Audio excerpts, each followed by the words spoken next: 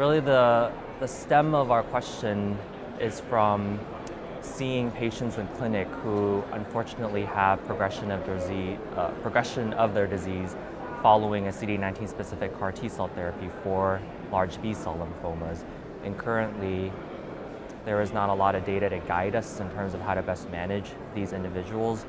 And so what our group did at the University of Washington and Fred Hutchinson Cancer Research Center, what we did was look at a cohort of patients that unfortunately showed progression of disease, and we tried to delineate their outcomes and look at different predictors of outcomes.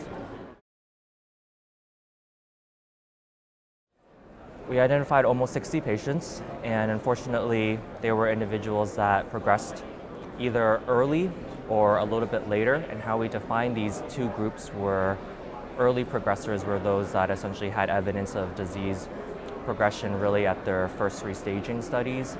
The other group that we defined as a cohort of delayed progressors had either stable disease or better on their initial disease response assessment and subsequently progressed or had to receive any anti-lymphoma therapy.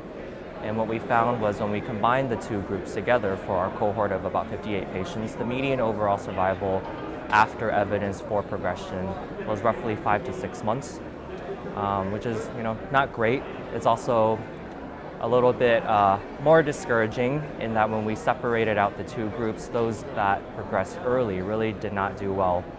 Median overall survival around 3 months or so, compared to those who had some benefit from CAR T-cell therapy and then subsequently progressed. They had a median overall survival of about 13 to 14 months. So certainly the early progressors, in our opinion, are a pretty high-risk group, and certainly much more research should be done in terms of looking at how to manage these individuals when we see them back in clinic.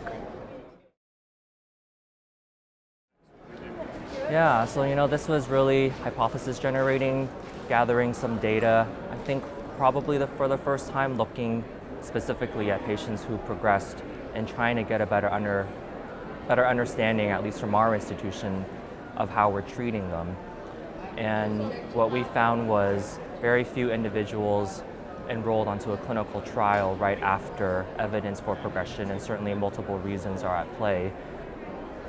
Very few people ended up getting an allogeneic stem cell transplant, but of the 5 people who eventually got a transplant, 2 of them are still alive. So there is some suggestion that if patients are able to get subsequent therapy, they will survive longer. And understanding that space right now will be critical in helping our patients.